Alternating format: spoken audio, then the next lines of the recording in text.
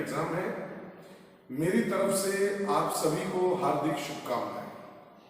मुझे पूरा विश्वास है कि इस वीडियो को देखने वाला हर एस्पायरेंट निश्चित रूप से सफल होगा। फ्रेंड्स, इस वीडियो में मैं आपके साथ हजारों सफल एक्सलाइट्स द्वारा अपनाई गई सक्सेस स्ट्रेटेजी और टिप्स को शेयर कर रहा हूं।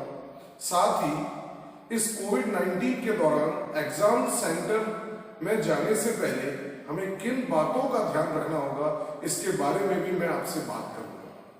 फ्रेंड्स, एग्जाम शुरू होने से पहले आपको अपने मन को बिल्कुल शांत रखना है और खुद में ये विश्वास रखना है कि मेरा ये एग्जाम बहुत ही इजी है और मैं इसमें निश्चित रूप से सफल हो जाऊंगा।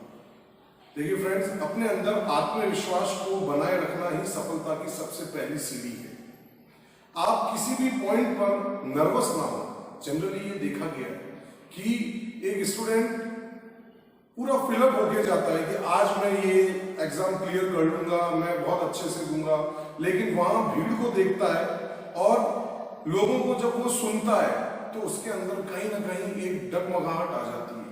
फ्रेंड्स, मैं यही कहना चाहूंगा, किसी भी बात पर जहां आप वहां खड़े हों ज्यादा ध्यान ना दें, अपने मन को स्थिर रखें और भगवान पे भरोसा रखें। निश्चित रूप से वो आपके लिए सबसे सर्वश्रेष्ठ ही करेंगे। Do your best and rest leave on God. Friends, अब मैं आपसे एग्जाम स्ट्रेटेजी शेयर करता हूं।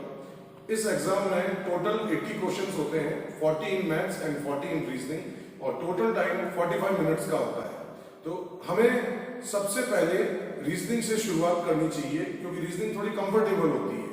इसमें कुल 40 प्रश्न होते हैं, जिनमें से 20 से 25 प्रश्न पजल्स से रिलेटेड होते हैं और rest 15 to 20 questions other topic से रिलेटेड होते हैं, जैसे coding, decoding, syllogism, input output, ranking order, direction based etcetera. जहां तक हो सके हमें पहले वो 15 क्वेश्चन अटेम्प्ट करने चाहिए जो बहुत ही इजी और कंफर्टेबल होते हैं, जैसे ranking order, direction based, coding, decoding, syllogism. ये 7 से 8 मिनट में हो जाते हैं और इनमें ज्यादा समय भी नहीं लगता।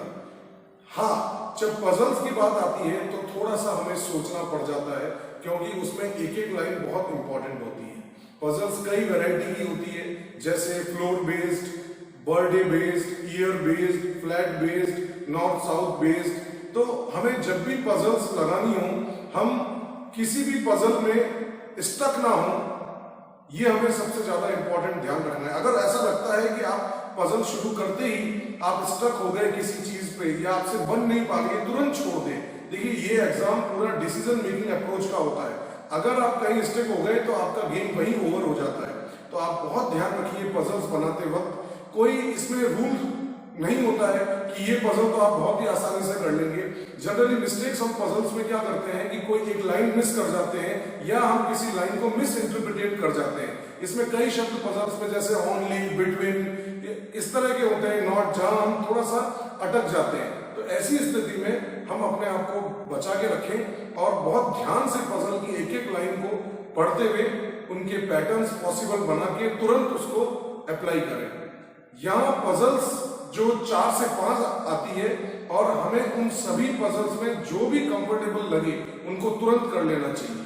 जहां पर मैथ्स की बात है तो मैथ्स में 5 क्वेश्चन सिंप्लीफिकेशन के आते हैं, 15 क्वेश्चंस के करीबन ग्राफ के आते हैं, जिसे डेटा इंटरप्रिटेशन भी कहते हैं, 5 क्वेश्चन नंबर सीरीज के आते हैं, 5 क्वेश्चन क्वालिटी की इक्वेशन के आते हैं और 10 से 15 क्वेश्चन के बीच में सिंगल क्वेश्चंस आते हैं। और ये अलग अलग टॉपिक से होते हैं, जैसे profit loss, simple interest, compound interest, boat and stream, time and distance, time and work. तो जब हमें एक स्ट्रेटेजी बनानी होती है मैथ्स में, तो बहुत सारी चीजें हमारे दिमाग में चल रही होती है। आप ज्यादा इसमें पॉसिबिलिटी ना निकालें, आप अपनी शुरुआत उस टॉपिक से करें जो बहुत ही इजी होता है, जैसे सिंप्लीफिकेशन। अब इसमें क्या होता है, 5 क्वेश्चन आते हैं, आपको लगेगी ये 3 या 4 क्वेश्चन बड़े इजीली हो गए, एक क्वेश्चन में आपको टाइम लग सकता है, तो आप उस क्वेश्चन को तुरंत छोड़ दें। अच्छा, कुछ चीजें ऐसी होती है जो हमें ऑप्शन से आइडिया लग जाता है कि ये क्वेश्चन बहुत लेंथी है या बहुत ज्यादा पॉइंटों में जा रहा है, तो आप उस चीज को तुरंत छोड़ के अगला क्वेश्चन कर ले।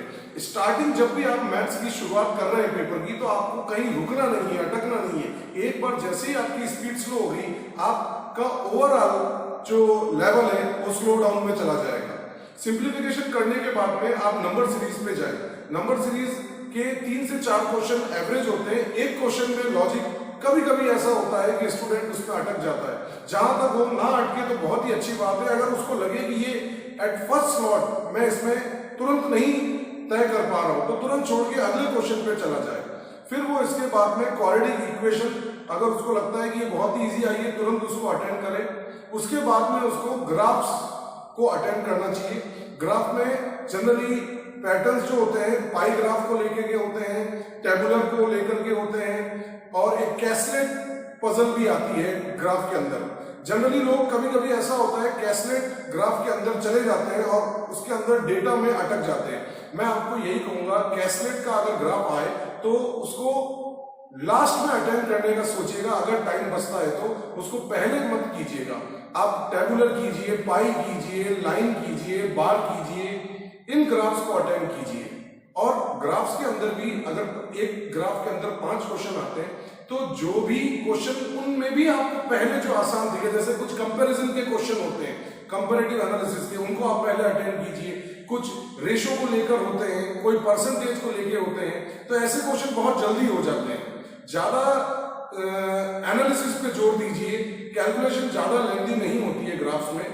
इसके बाद जो समय बचता है उसके अंदर 10 से 12 क्वेश्चन सिंगल हैंडेड होते हैं। अब जो आपके टॉपिक्स स्ट्रांग हो उसको आप देखिए कि जैसे प्रॉफिट लॉस है, सिंपल इंटरेस्ट है, टाइम एंड वर्क है। कई बार ऐसा होता है कि हमारा जो सिंगल क्वेश्चन का पॉइंट होता है वो बहुत स्ट्रांग होता है चैप्टर्स का, लेकिन जब हम एग्जाम में बैठते हैं तो हमारे दिमाग से वो कंसेप्ट बाहर निकल जाता है या हम कुछ मिस कर जाते हैं और हम स्टक हो जाते हैं। आप नेक्स्ट सिंगल क्वेश्चन पे चले जाइए। देखिए, मैं आपको फिर रिपीट करता हूं, इन एग्जाम्स में सबसे इंपॉर्टेंट बात होती है डिसीजन मेकिंग। डिसीजन मेकिंग ये नहीं होती है कि आपने सोचा था और आपसे नहीं हुआ। कभी कभी ऐसा भी होता है कि हमने जो सोचा वो बिल्कुल सही सोचा, लेकिन हमसे वहां एकदम से वो चीज नहीं बनी, तो तुरंत प्लान बी बना के चलिए कि हम नेक्स्ट क्वेश्चन पे क्रॉस कर जाए। इसमें रुकने की संभावना मत रखिए। जब आप ये स्ट्रेटेजी अपनाएंगे तो निश्चित रूप से आपसे क्वेश्चन होते जाएंगे, और जब आपसे क्वेश्चन हो जाए और आपके पास लगे कि अब मैंने ये क्वेश्चन जो कंफर्टेबल थे सब कर लिए, तो आप उन क्वेश्चनों पे जाइए जो आप अब अटेंड बचे हुए 1-2 मिनट के अंदर कर सकते हैं। ये स्ट्रेटेजी आप बनाकर चलिए तो मैं सोचता हूं निश्चित रूप से आप सफल हो जाएंगे और आप अपने आप पर केंद्रित रहेंगे। सबसे बड़ी बात यह है कि आप ये ना सोचें कि दूसरा या सामने वाला कैंडिडेट कितने क्वेश्चंस कर रहा है या कर रहा होगा, मैंने बहुत कम किए हैं, पिछले साल की कट ऑफ इतनी गई होगी, मैं तो इतना ही कर पाया। देखिए, ये सब बातें अगर आप अपने दिमाग में लाएंगे तो जो गति आप ला पा रहे हैं वो उस पर ब्रेक लग जाएगा, और इन सब चीजों को ओवरकम करना ही सक्सेस का सबसे बड़ा मूल मंत्र है। आप बिल्कुल शांत चित्त रखिए, अपना काम करते रहिए और भगवान पे सब कुछ छोड़ दीजिए। निश्चित रूप से वो आपको सही मार्गदर्शन दिखाएगा और आपको निश्चित रूप से सफल बनाएगा। लेकिन फ्रेंड्स, ये एग्जाम टिप्स आपके तभी काम आएगी जब इस कोविड-19 के दौरान जो IBPS ने दिशा निर्देश दिए हैं उन सबको आप स्ट्रिक्टली फॉलो करेंगे। आइए अब हम बात करते हैं उन सभी दिशा निर्देशों की जिसको हमें एग्जाम सेंटर जाने से पहले स्ट्रिक्टली फॉलो करना है। सबसे पहले बात ये ध्यान रखनी है कि हम at least 15 minutes before the reporting time, जैसा कि IBPS गाइडलाइन में कहा गया है, हम उससे पहले ही पहुंच जाएं। फॉर एग्जांपल 7:30 बजे रिपोर्टिंग टाइम है तो आप 7, सवा 7 तक पहुंच जाइए। अपने घर से एग्जाम सेंटर तक की दूरी को ध्यान में रखिए, और मौसम बरसात का भी है तो थोड़ा उसका भी ध्यान रखें। दूसरी बात कि जब आप वहां पहुंचेंगे तो सोशल डिस्टेंसिंग का पूर्णतः पालन करें, क्योंकि अब की बार वहां पर कैंडिडेट्स के रोल नंबर और लैब नंबर वहां पर एग्जाम सेंटर पे डिस्प्ले नहीं होंगे, आपको वहां पहुंचने पर ही बताया जाएगा। तीसरी सबसे इंपॉर्टेंट बात, हर स्टूडेंट अपना मास्क खुद पहन के आए, साथ ही वो ग्लव्स भी लेकर आए अपने साथ।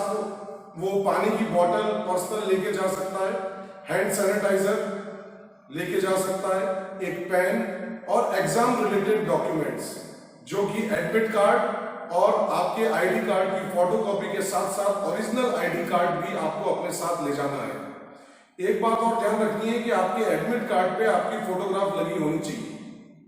इसके बाद चौथी सबसे इंपॉर्टेंट बात यह है कि जब आप एग्जाम सेंटर के अंदर अपनी सीट पर बैठेंगे तो वहां पर आप किसी भी एस्पायरेंट के साथ अपनी चीजों को शेयर नहीं करेंगे। फॉर एग्जांपल, आप उसके साथ कोई पेन शेयर कर रहे हैं, उसका पेन खत्म हो गई, इंक किया, उसको एकदम से याद आया, तो इन सब चीजों को आप शेयर नहीं करेंगे। या आप अपनी पानी की बोतल उसको दे रहे हैं, ये सब चीजें नहीं करेंगे। सबसे इंपॉर्टेंट बात जो आपको ध्यान रखनी है कि आपको अपने मोबाइल में आरोग्य सेतु ऐप को डाउनलोड करना है, क्योंकि वहां एग्जाम सेंटर पे जो सिक्योरिटी गार्ड होगा वो इसको चेक करेगा, तभी आपको अंदर जाने की परमिशन मिलेगी। उसको चेक करने के बाद वो आपका मोबाइल स्विच ऑफ करेगा और आपको अपने सेंटर पे मोबाइल फोन जमा कराने होंगे, और जब आप वहां से निकलेंगे तो आपको वापस मोबाइल मिल जाएगा। तो इन बातों को आपको बहुत स्ट्रिक्टली फॉलो करना है। ऐसा नहीं है कि आप इसको बहुत लाइटली लें, वहां समय से पहले पहुंचें और अपना पूर्णतः सोशल डिस्टेंसिंग के साथ ध्यान रखें। आशा करता हूं कि आप इन सभी सक्सेस टिप्स को जरूर काम में लेंगे और जो IBPS गाइडलाइंस है उसको स्ट्रिक्टली फॉलो करेंगे। निश्चित रूप से भगवान पे भरोसा रखिए, खुद पे भरोसा रखिए, वो निश्चित रूप से आपका मार्ग प्रशस्त करेंगे। एक बार फिर आपको हार्दिक शुभकामनाएं।